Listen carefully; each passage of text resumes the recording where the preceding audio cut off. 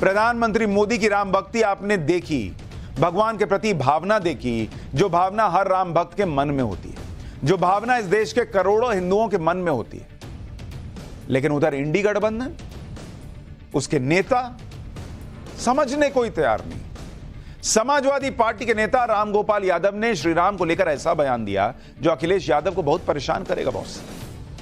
राम गोपाल यादव से जब पूछा गया कि रामनवमी पर उनका क्या संदेश है, तो राम गोपाल यादव कह रहे हैं कि देश में हजारों राम मंदिर हैं और कुछ लोगों ने रामनवमी को पेटेंट करा लिया है। राम गोपाल यादव ने कहा कि वो दिखावा और पाखंड नहीं करते हैं, जो लोग पूजा करते हैं वो पाखंडी हैं। मतलब करोड़ों लोग जो रामनवमी में पूजा कर रहे हैं, वो राम गोपाल यादव की परिभाषा से चलिएगा तो वो लोग पाखंडी हैं। सोचिए, राम गोपाल यादव के नाम में ही राम है, गोपाल है, फिर भी वो ऐसी बातें कर रहे हैं। एक बार राम गोपाल यादव का बयान सुनिए, फिर बताऊंगा कि प्राण प्रतिष्ठा का विरोध करने वाले राहुल कैसे राम राम कहने लगे। रामनवमी को जो कुछ लोगों ने पेटेंट कर लिया है, उनकी बपौती नहीं रामनवमी। रामनवमी करोड़ों लोग हजारों वर्ष से मनाते चले जा रहे हैं और एक राम मंदिर नहीं, हजारों राम मंदिर इस देश में हैं ऑलरेडी। और इसमें तो उन्होंने सब अधूरा प्राण प्रतिष्ठा वगैरह की है। सारे जगतगुरु शंकराचार्य उसके विरोध में थे। ये ठीक नहीं है। अशोक जो पहले होती रही, मैंने तो कभी किसी की पूजा नहीं की। मैं तो भगवान का नाम लेता हूँ, असली भक्त हूँ भगवान। मैं दिखावा नहीं करता, मैं पाखंडी नहीं हूँ। पाखंडी लोग ये सब करते हैं। पाखंडी लोग ये सब करते हैं, ये राम गोपाल यादव कह रहे हैं। जो लोग आज रामनवमी मना रहे वो पाखंडी हैं क्या सर? और क्या इन लोगों को जो इतना खुलकर हिंदुओं के लिए बात कह लेते हैं, ये दूसरे धर्मों के लिए ऐसा कह सकते हैं क्या?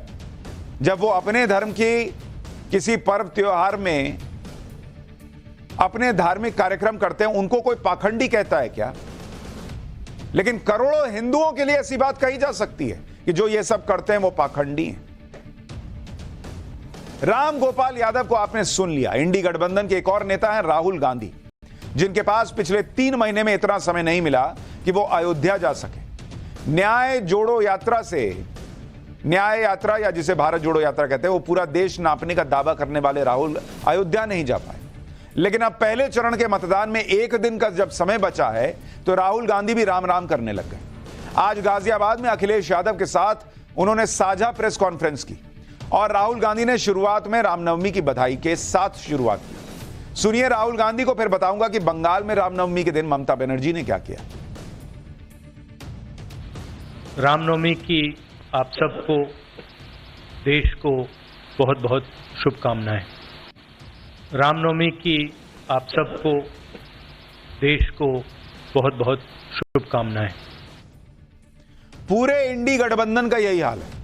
राम मंदिर को बीजेपी का मुद्दा बताते रहे हैं, राम मंदिर की प्राण प्रतिष्ठा को बीजेपी का कार्यक्रम बताते आए हैं, लेकिन जब यह लगा कि इससे तो बीजेपी को फायदा हो सकता है, तो सभी के सुर बदल गए। बंगाल की मुख्यमंत्री ममता बनर्जी रामनवमी से पहले लगातार दंगों की आशंका जताती रही।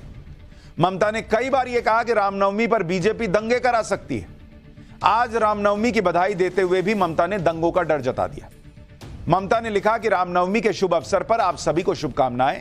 आप सभी से अपील है कि शांति समृद्धि बनाए रखें। ममता बनर्जी ने रामनवमी की बधाई दी, जबकि ये वही ममता बनर्जी हैं जो जय श्री राम का नारा तक सुनते भड़क जाती थी। आपको वो तस्वीर याद होगी, साल 2019 में ममता बनर्जी उत्तरी 24 परगना से गुजर रही थी। उसी समय कुछ लोगों ने ममता के काफिले को देखकर जय श्री राम के नारे लगाए थे और जय श्री राम का नारा सुनते ही ममता बनर्जी अपना आपा खो बैठी थी। गाड़ी रोककर नारा लगाने वालों को डांटने लगी थी। ममता ने कहा था कि जिसने भी नारा लगाया है उनके नाम और पते नोट किए जाएंगे। सब समय का खेल है। जो ममता बनर्जी राम जय श्री राम के नारे से चिढ़ जाती थी, वो आज रामनवमी पर बधाई दे रही। ममता बनर्जी की पार्टी रामनवमी पर शोभा यात्रा निकाल रही है। हावड़ा में टीएमसी कैंडिडेट प्रसून बनर्जी ने शोभा यात्रा का नेतृत्व किया। हाथ में भगवा झंडा लिए और भगवान राम के नारे लगाते हुए टीएमसी कार्यकर्ता इस शोभा यात्रा में शामिल हुए। इस शोभा यात्रा में ममता बनर्जी शामिल नहीं हुई। जबकि इसी हावड़ा में बंगाल सरकार ने विश्व हिंदू परिषद को शोभा यात्रा निकालने से मना कर दिया था, जिसके बाद विश्व हिंदू परिषद ने कलकत्ता हाईकोर्ट में याचिका लगाई थी। कलकत्ता हाईकोर्ट ने वीएचपी को शोभा यात्रा निकालने की मंजूरी दी।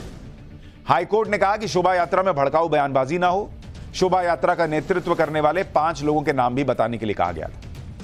हाईकोर्ट से मंजूरी मिलने के बाद हावड़ा में विश्व हिंदू परिषद ने शोभा यात्रा निकाली। कल ही पीएम मोदी ने ममता सरकार पर आरोप लगाया था कि वो रामनवमी के त्योहार में रुकावट डालने की कोशिश कर रही थी और शोभा यात्रा निकालने के लिए कोर्ट का सहारा लेना पड़ रहा है।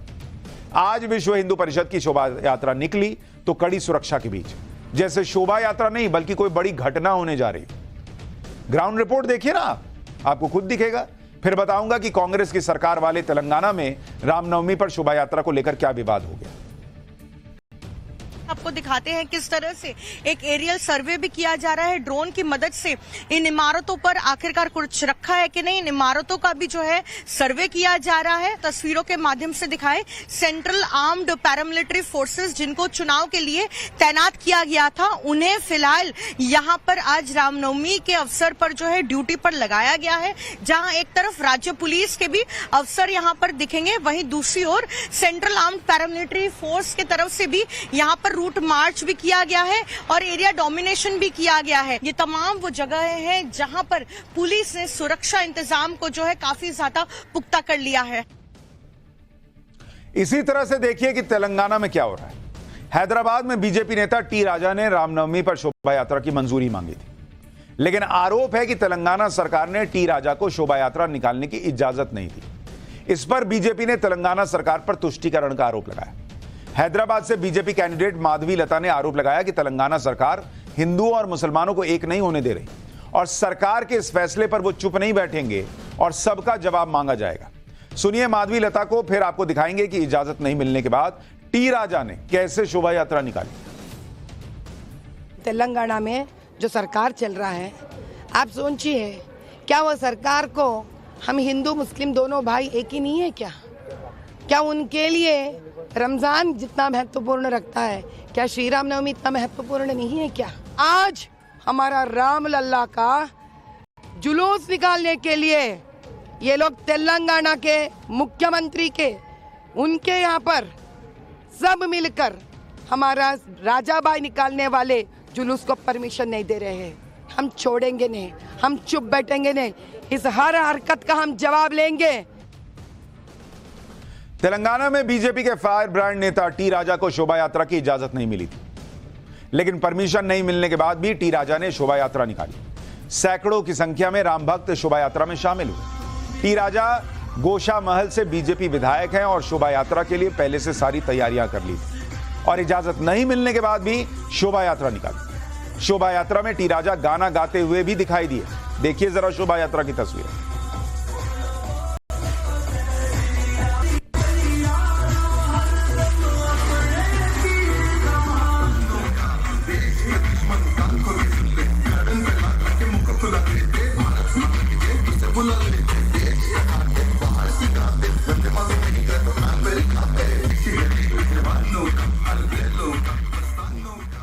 भगवान राम को लेकर जो भावनाएं हैं वो कोई दबा नहीं सकता और ये भावनाएं इस तरह की हैं कि रामनवमी पर आज उस मंदिर में भी पूजा की गई जिसे 21 साल बाद खोला जा सका है। छत्तीसगढ़ के सुकमा का ये राम मंदिर पिछले 21 सालों से बंद था क्योंकि यहां नक्सलियों का खौफ था और नक्सलियों ने ही इस मंदिर को बंद करवा दिया था। इसी महीने सीआरपीएफ के जवानों ने सुकमा के इस राम मंदिर को फिर से खोला। मंदिर की साफ सफाई की गई, श्री राम, माता सीता और लक्ष्मण जी की मूर्तियों की पूजा हुई। सीआरपीएफ ने इस राम मंदिर को फिर से स्थानीय लोगों को सौंप दिया है। तो जो लोग कहते हैं कि नक्सलवाद को लेकर नरेंद्र मोदी सरकार में क्या कार्रवाई हुई, यह कार्रवाई हुई कि नक्सल प्रभावित इलाके में 21 साल बाद राम मंदिर खुला और प्रभु श्री राम की पूजा हुई। भगवान राम के प्रति इस भक्ति भाव को देखकर ही इंडी गठबंधन की पार्टियां एक तरफ विरोध करती हैं, दूसरी तरफ राम नाम के सारे ही अपनी नैया पार भी लगाना चाहती हैं। जैसे आम आदमी पार्टी की हालत देखिए, उनके नेता अरविंद केजरीवाल शराब घोटाले में तिहाड़ में बंद है और इसकी उम्मीद कम ही है कि वो जल्दी बाहर आ पाएंगे।